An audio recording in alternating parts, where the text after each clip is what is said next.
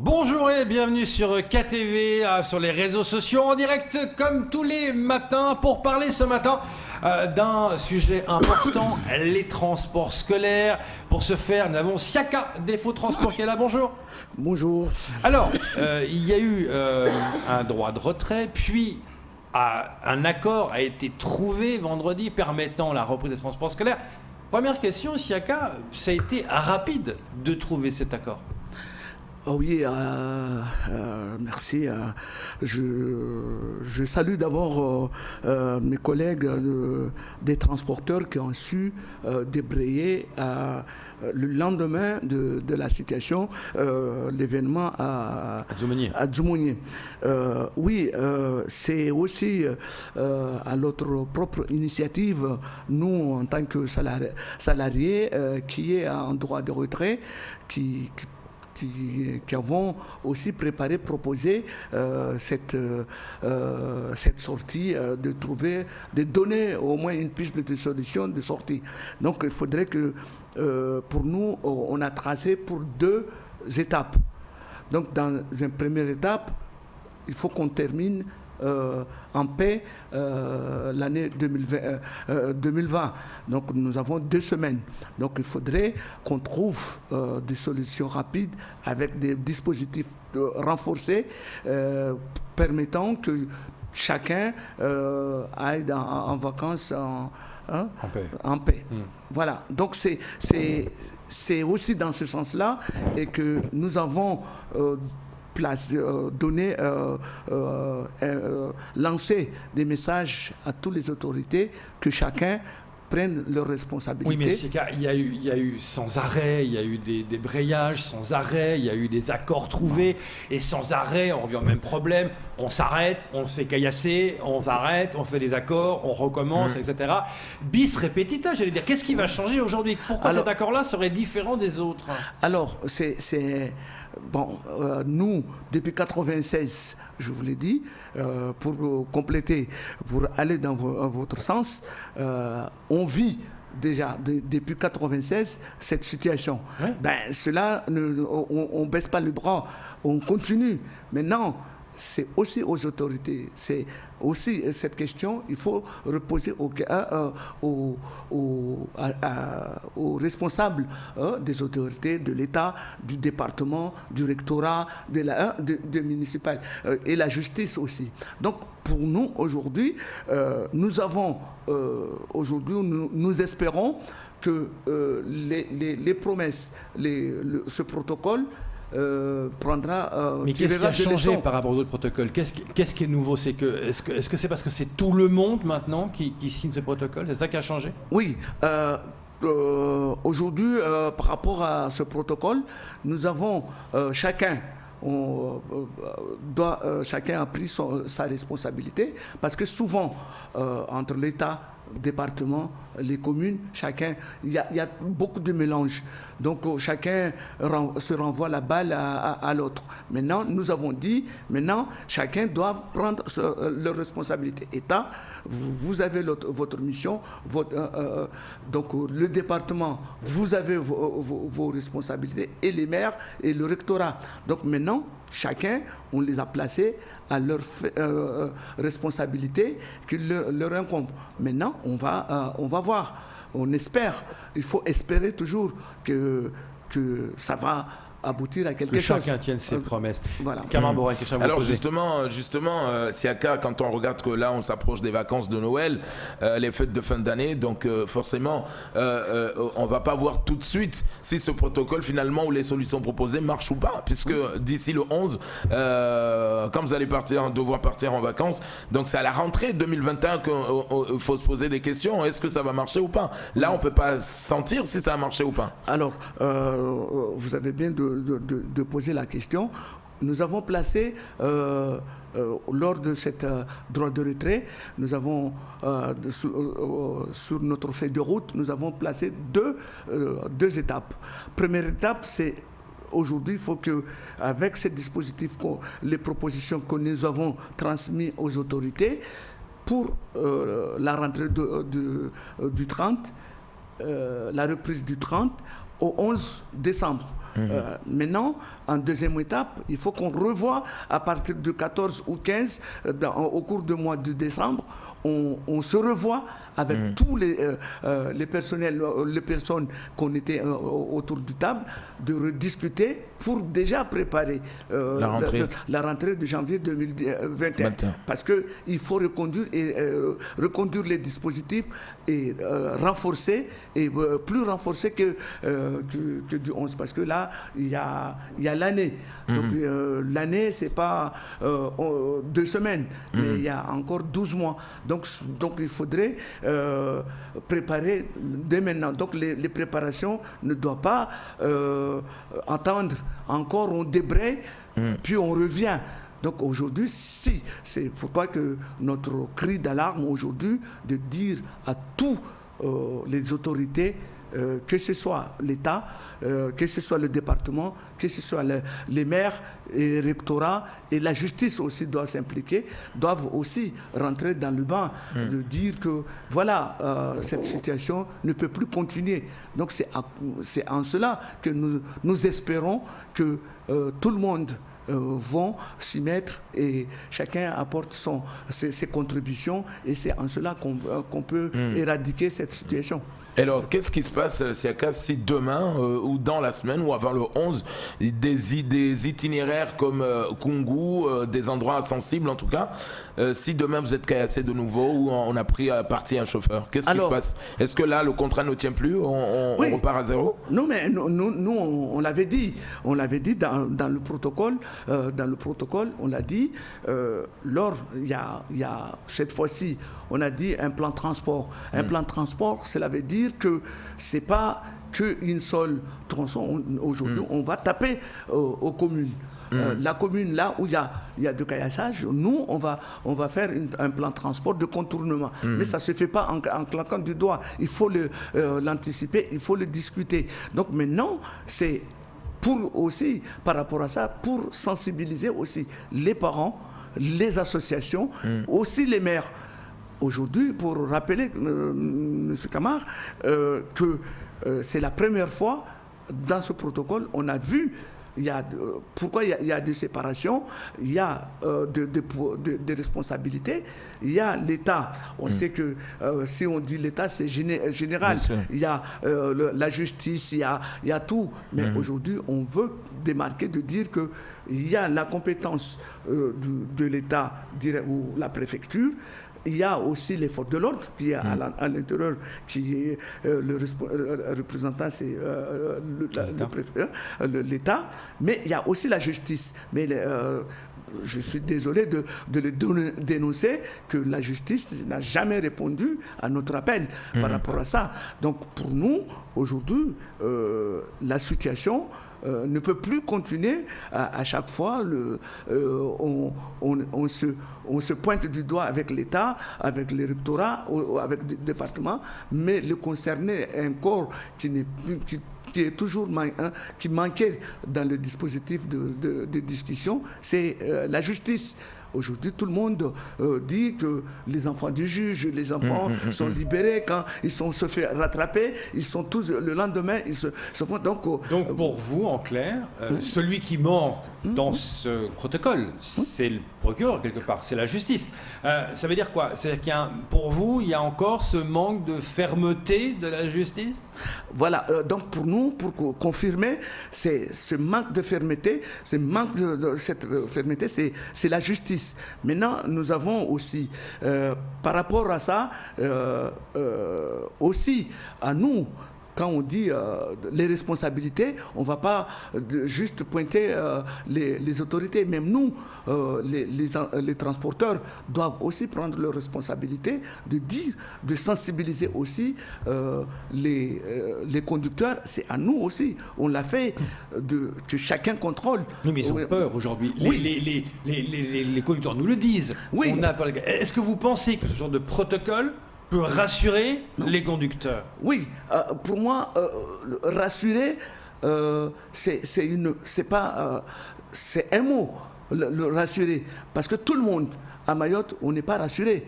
Parce que l'insécurité, est-ce qu'on va laisser notre pays aller se couler? Non. Il faut dire, il faut être dans l'action. À chaque fois, il faut le dire. Il faut le dire les choses, il faut crier, mais ce n'est pas de dire simplement dans les réseaux sociaux ou dans les médias, mais il faut passer à l'acte un petit peu, de dire, voilà, c'est pas aller de faire aussi des actes malveillants, mais au moins de crier, de leur dire, voilà, il faut faire ça. Donc pour nous, c'est dans l'action. Nous, on n'a pas des armes. Notre arme, c'est nos bus. Donc quand on se fait caillasser comme c'est ce qui se passe depuis quotidiennement, je demande à nouveau les conducteurs de cesser le boulot, parce qu'aujourd'hui, notre profession n'est plus profession en sécurité. Juste pour que les gens comprennent bien ce nouveau protocole, je le fais court.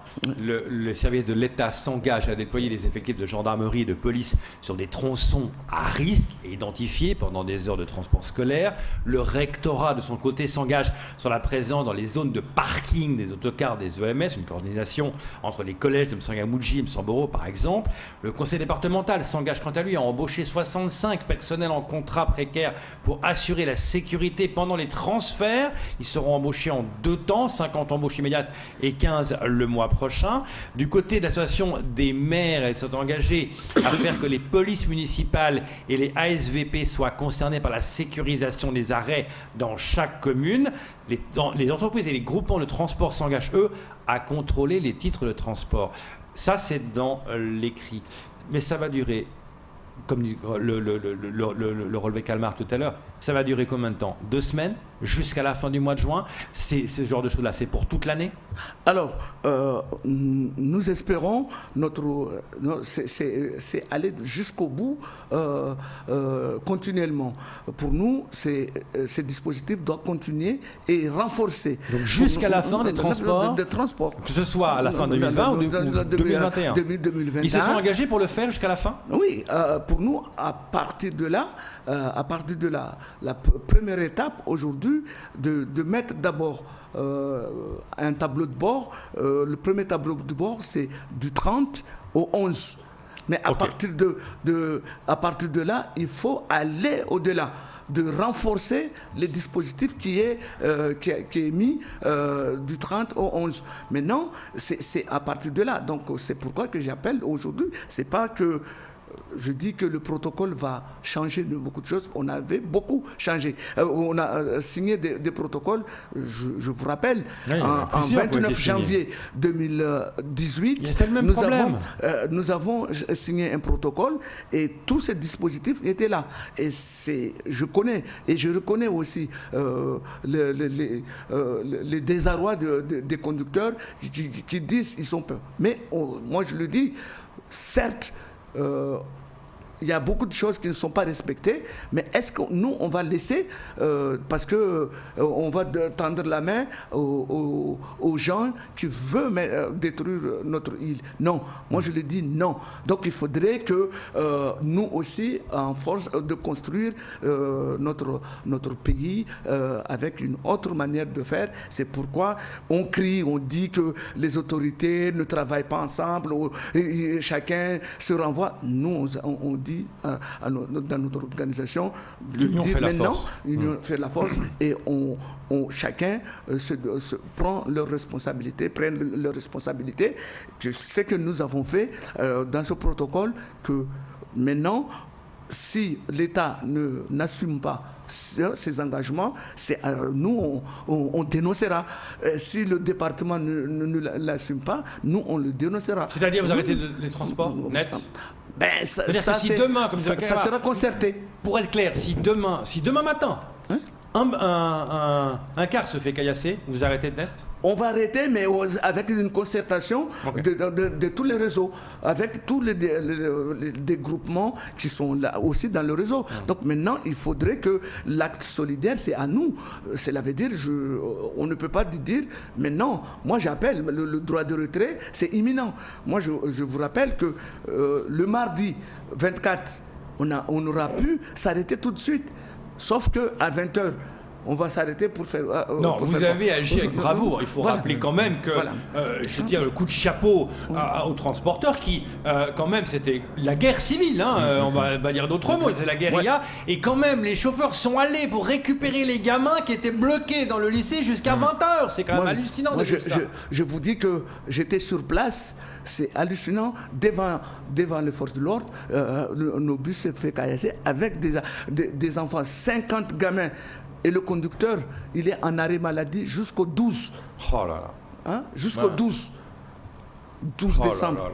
Cela veut dire que c'est pas un jeu. Ah, mais non, c'est pas un jeu. Non, ça, c'est clair. C'est clair. Mais pour certains, oui, malheureusement, pour les délinquants, ça devient un jeu. Ça devient un jeu pour eux. C'est un jeu pour eux. Mais pour moi, c'est pas de dire que je signe un protocole pour faire plaisir aux autres. Non.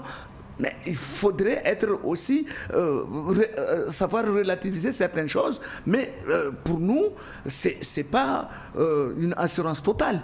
Pour nous, mais on est au moins des garanties pour voir comment très vigilant.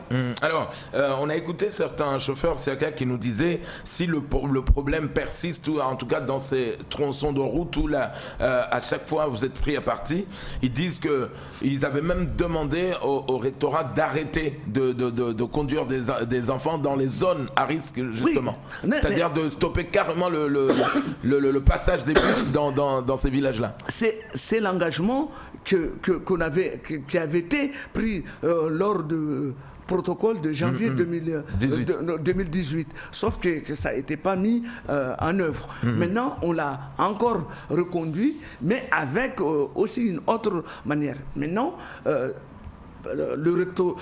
recteur a pris ses engagements sur certaines choses par rapport aussi déjà... je prends juste un exemple par rapport à la situation qui était à Djoumounié. C'est depuis le matin. L'action déjà, ça a commencé. Donc pourquoi à ne pas tout de suite, pour éviter tous les débordements, d'évacuer tout de suite les élèves. Hein? Au moins, on apaise. Mais on se croit que les dispositifs vont plus assurer la sécurité. Et non. Donc c'est pourquoi que nous avons dit, dans les responsabilités de chacun, le rectorat doit aussi, en tant que... quand il y a une atteinte grave aux agents... C'est-à-dire pour vous, il fallait tout de suite prendre la décision de sortir tous les élèves, de les ramener chez eux. De ramener chez eux. Mais ce n'est pas d'attendre les choses que ça se dégrade. Donc c'est dans ce sens-là. Donc aujourd'hui, c'est pourquoi que je répète encore, ce n'est pas vraiment un protocole qui va assurer à 100%, à 90%, à 100% tout, mais il faut avoir un espoir. Il y a un début. Donc aujourd'hui, nous avons 2 semaines. Espérons que ces 2 semaines, nous allons transporter... Oui, mais comme le dit Kamar, souvent, les gamins, ça se calme. On l'a vu chaque fois qu'il y a des protocoles. La situation s'envenime, ça devient violent, il y a des caillassages violents, puis il y a des protocoles, il y a un droit d'entrée, protocole, vous arrêtez, vous reprenez, et 3, 4, 5, 6, 7 jours plus tard, ça repart de plus belle. Malheureusement, on est aussi... C'est pourquoi que notre profession est aujourd'hui devenue profession à risque. C'est comme les forces de l'ordre. Mais aujourd'hui, imaginons, les élèves qui ont été transportés du tronçon nord, de Mamoudzou jusqu'à... Je suis désolé de le dire, les élèves ne sont pas fouillés dans leur sac, ils portent dans nos bus, le bus qui est transporté, qui a pu évacuer les élèves le soir, on a retrouvé dans nos bus, c'est de la carrière. Il y a des pierres qui étaient dans le bus. Et c'est ces élèves-là qui l'ont transporté dans leur sac. Nous, on n'a pas le droit de fouiller. Mais ceux qui ont le droit, c'est pourquoi qu'on demande à chaque fois dans tous ces tronçons qu'il y ait une fouille systématique. Mais Matisse s'engage à mettre en place les opérations de fouille de sacs en lien avec les forces de l'ordre. Oui, ça c'est dans le protocole. Non mais je vous rappelle que ce dispositif, on l'avait mis en 2015 ou en 2016. Vous souvenez-vous bien, il y avait des situations, des cas à Chirongi. Oui, Nous avons fait, même à Djoumouni, il y avait... Bon, aujourd'hui, je ne dis pas que dans le sud, que tout est calme, mais au moins, ça a apaisé. Donc maintenant, l'union fait la force. Cela veut dire que tous les départements, l'État et tout le monde, nous, les transporteurs, on s'est mis chacun. Donc c'est à ça qu'on peut lutter contre ça. Mais c'est pas de dire simplement... au moins ça agit et tout le monde, vous l'avez montré, tout le monde a signé ce protocole. On verra. Merci beaucoup, Chaka, d'être venu en parler. Je salue l'association des maires qui ont compris et qui ont pris part de responsabilité, parce que il faut savoir que les établissements sont aussi construits dans leur municipalité, et chacun a pris conscience. Donc voilà, moi j'appelle simplement au calme, à tout, et j'appelle aussi aux responsabilités des parents, des associations, aussi de prendre cette responsabilité. Merci beaucoup d'être venu ce matin et on espère que cette fois-ci ça va fonctionner. C'est tout pour ce temps de parole. Nous espérons fortement. Merci.